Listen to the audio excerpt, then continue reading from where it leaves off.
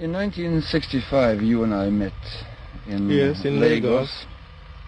And we were talking at that time about some of the things that were causing disruption in Nigeria, in Africa as a whole. Things falling apart, as you wrote about yourself. Did you have any premonition, any thought that things would fall apart this much at that time? No, not this much. No, nothing like this. I saw the Nigerian Federation, the possibility of its dissolution, the possibility of serious trouble, but not taking the form which it did take. When I saw the government falling, for instance, because it was hopelessly corrupt. In fact, probably by the time we were talking, the two of us, I was already working on my novel, which was my fourth novel, which handled the situation, the corrupt situation of a government and military intervention when nothing else seemed possible. But I didn't foresee anything like the massacres of Eastern Nigerians and the present situation. I think, as far as I'm concerned, the honeymoon is over. The first few years of independence is full of promise, is full of excitement, and actually a lot has happened. I mean, there's nothing like running your own business. I mean, whatever anybody may say. It's better to be in charge of your business and mess it up than get somebody else to do it for you. I strongly believe in this. But at the same time, I think that one has to take a hard look. And I'm now talking as a writer, you see, and my next book is in fact intended to take a hard look at the situation, what we have made of this freedom. And there are some very sad mistakes, some very sad incidents that one must record. Så på det politiske plan. How did these massacres and the horrible things that happened affect you yourself and your closest family? Oh, everybody here was affected. Practically everybody here had something that touched him. I lost a few relations. I had to run away from Lagos because it was not safe. Soldiers went to where I worked to look for me.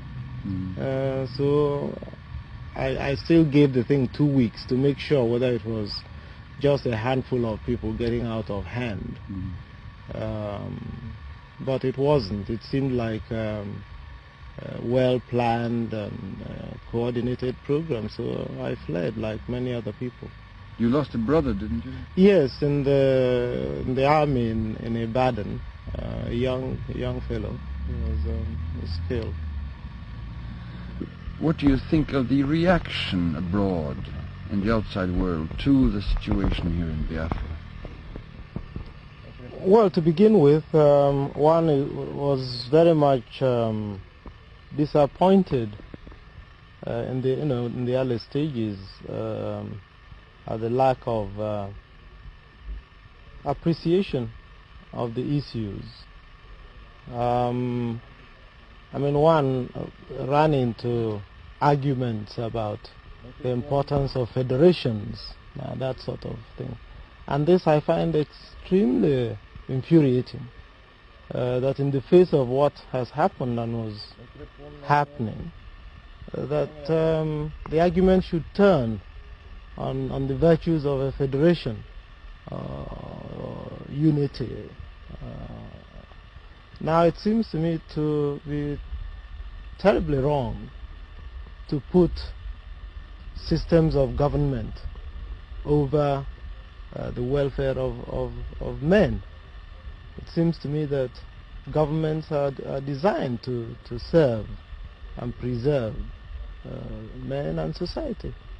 And here you had a government which not only did not serve or preserve a significant section of its citizenry, but went out of its way to join in their destruction.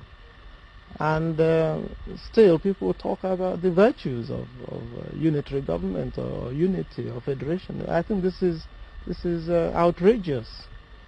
Taking Europe as an example, the attitude seems to be, well, this is an African affair. Well, it isn't. This is a human affair.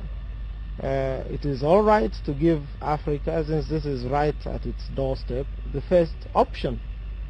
But it's obviously failed. It's obviously failed to take any meaningful step in this.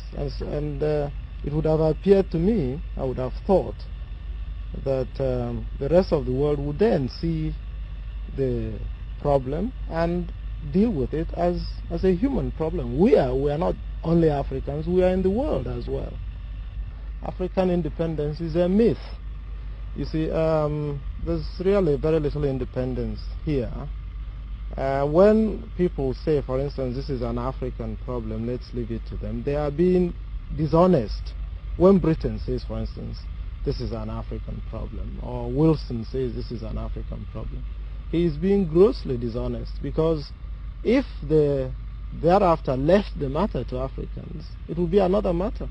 But they say that in public, and then they go around and supply arms to one side in the conflict. So it's not. In fact, they're not leaving this matter to be solved by Africans, so it doesn't make sense. So the first disappointment one I got is that this independence that about which we rejoiced in the early 1960s is really quite empty. And if only Africans would see that what's happening here, the bell that is tolling here is tolling for them. If they would only see it, I mean, something would have been gained out of this disaster. Well, you are now living in a completely surrounded, or almost completely surrounded, country. What are your hopes now for Biafra in this situation? No, my hopes have always been the same. Even when we were not, as you said, completely surrounded. But remember that even from the very beginning we were surrounded, because one of the first acts of Britain was to supply Nigeria with warships to mount a blockade against us. So it's really a matter of degree of this compression. It was there from the beginning. And my hope is that we ought to be left alone. And I wish, this is not too much to ask. I mean, to ask to be left alone. And 14 million people, for God's sake, can say, leave us alone. And that should be enough, whatever the reasons. And this is what I hope will happen, even at this late hour.